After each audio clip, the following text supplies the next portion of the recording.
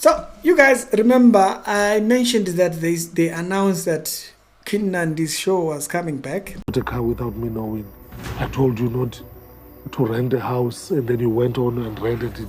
And we did mention when we saw the trailer, it looks like a train wreck. It's gonna be upon us. So a couple of episodes have come out, and judging from some of the clips that we have seen, we were right. Namhlanje ndikule ndlu intsha nama kudala ngasiphova kudala ngasifikile sonke apha. Dude, I need your help. I don't know how I'm gonna do this now. Please. What are you doing? I need you to tie my shoes. Please. You're not that bad. Kawenza quickly, please. I need friend ambili. No, yandelela Shem. Ndifumana le opportunity yokuba ndoshumayela ndizoba yiphathi kwicawa yaBazwalwane Church of the Valley. And ke ndiyayazi couple started la cawa, young couple, the Sadiki family, and I'm a bit nervous. So I'm going to die because I know Bazwalwane, I'm going to die. No, man. What do you mean? No? You know I don't like it, So the Bazwalwane if I call? Of course. No. You tata uthethe ngathi ndenza on purpose yonke le. Oh my guy. Go well, go share. Ikola is my uniform. And I'm at a point now when this little man, you know what?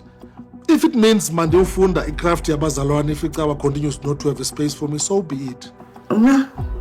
I'm Methodist. I am also a Methodist. Next Sunday, You look very confused right now. I am not. We are Bazwalwane. I am not confused. I think I do have a problem with Bazwalwane. Those people are scams, so I don't believe them. Do every Sunday. When not you go.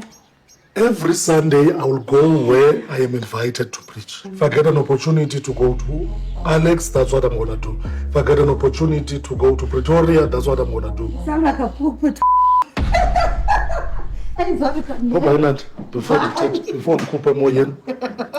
the part and heta kakhulu ngokumva esithi ndiyipulpet something. Iyanhetha loo nto leyo, but ke ndikule nto ukuba you know what, andifuna ni negativity kule nto ndizama uyenza. I know that uThixo undibizile as umfundisi. So on this episode I wanted to talk about effort. Why holiness is an effort. You are given positional holiness, right? If you don't know what I'm talking about, we did some discipleship studies. You can just request, Ricky, please send me those discipleship classes so that you can listen in the discipleship classes that we have done and hear the breakdown of these things. It's very important we understand the difference between positional holiness and practical holiness. Holiness is not an entry into Christianity. Holiness, it was Jesus' work that did that. Holiness is an effort. One has to put an effort. And I'm talking about particularly practical holiness. If you have watched my video on the errors of the holiness movement, I mentioned that there is two types of holiness that the holiness movement seems not to understand. The first one being positional holiness. Positional holiness is what the Bible means when it says justification.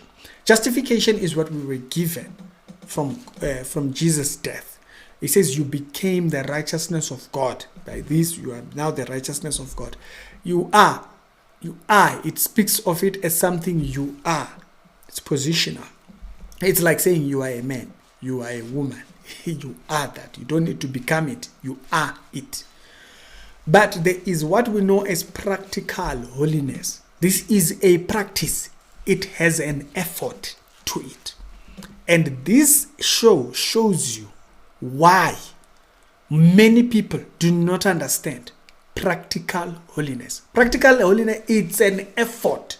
There is an effort one must put. It's not just we sit down, we chill, everything is all good. There is an effort. And when you watch Queen Nandi, she makes no effort. I want to read you, I think, about 3 verses that actually show you what I'm talking about.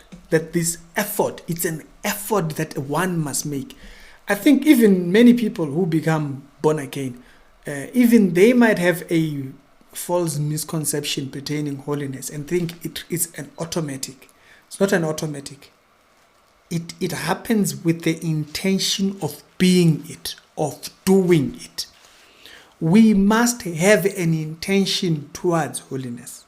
Okay? Holiness needs intention. You need to be intentional. Some time ago, I was talking about an intention towards morning prayer. You need to have an intention towards it.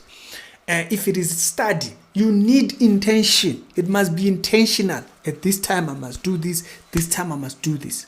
Okay? If you have multiple things that you have to do in a day, there must be intentional effort pertaining these things. Holiness is no different. Some people make it a whole big thing that to a point where they make it sound like it's something you got somewhere, like you lost it. Like, no, you don't have it because you are not making an effort to it. This takes effort. It takes effort. I want you to hear this verse. This is Hebrews chapter number 12, verse number 14. And it says, make every effort. Notice, it says, make every effort to live in peace with everyone. So he's saying, have a peaceful environment. So maintain that. Keep that. Have that. Make every effort. The verse says, make every effort. That this is some of what you will find yourself having. Then it says, make every effort that you live peaceably with everyone and be holy. Be this. Be this. Be this. Be implies something one must do. Be. Amen. Be productive. When you say be productive, it's to imply, starting from now, you make this effort towards this. Be holy. A lot of people read verses like this, but they will skip over the meaning of the words in the verse. Be it means it's something like it's like in Genesis. We don't even need to go far. Principle of first mention, right? In theology, principle of first mention, when this particular wording would come up, be this. How was it phrased? God created men and women, and he said, be fruitful. There is an intention. We must be intentional about being fruitful. We are intentional about it. Holiness is exactly like that. Now, on the previous episode, you will remember when I spoke about this situation, I brought up the subject matter of the law of Messiah, and I read through some of the law. We're not done with them. We'll come back. But on this one, I wanted to show you there is an effort towards holy life or holy life. It's not automatic. It says be holy in all you do. Notice, in all you do, be holy. And then he adds, for it is written, be ye holy as I am holy. Okay? So now, you guys are going to have to add this. Now, notice, if he says be this, he's meaning practical holiness. This verse would make no sense if it was not practical. Why would he say be this if you were it? So, he's not questioning your salvation. Hey, you are not holy, so you are not so you are not saved. No. He says be this. Meaning, be intentional about becoming this. He says, in all you do, for it is written, be ye holy as I am holy. You go to another verse that actually show this intention. This one is in Philippians. Philippians chapter number 2, verse number 12. It says, continue to work out your salvation in fear and trembling. Work out your continue. This is something that you participate in. In salvation, I didn't participate. I was saved. If I am drowning, it takes Jesus to get me out of the water. I don't get myself out. He saved me. So the saving means I couldn't have done it by myself. So justification, I'm not there. But in the aspect of sanctification, I am there. This is why he says what you continue, you work out with fear and trembling. With fear and trembling, most people don't even explain it. Fear and trembling meaning, first of all, fear and trembling. Fear and trembling, this is how you work out your salvation. Meaning you know whom you are going to stand before and account to. Yeah, it's not like I'm there living scared every single minute. It means I live in awareness, complete awareness, proper reverence to who I'm talking about. God is not like my friend there. You know, I live in complete awareness. So I live in complete awareness that I have a responsibility if I choose not to do my service, right? If I choose to just sit down and not do what I am doing right now, I must live in fear of the fact that there is a purpose that this video is supposed to meet, maybe even one person. And that person didn't get that message. So I live in constant fear of that he has planned out something. I have a responsibility to be in service. That's what it means. I must be intentional, therefore, about my service because he has people that he needs me to meet. He wants me to meet. Let me put it like that. So, in fear and trembling, and he says, because it is God who works in you to will. So, when I grow to a place, so if I become intentional about holy life or living a holy life, which people say we don't talk about. People are weird. If I become intentional about that, he says, it is God who works in you to will. You see, God has the ability to change the things we are pursuing. God can change your desire. You know, someone who thought he was going to be in the entertainment, you start your desire just be somewhere else. You just be positioned, your desires completely change. Do you know, I used to live a life of watching movies. I can't tell you when last I was watching a movie. The only thing that I've watched this year might be maybe two.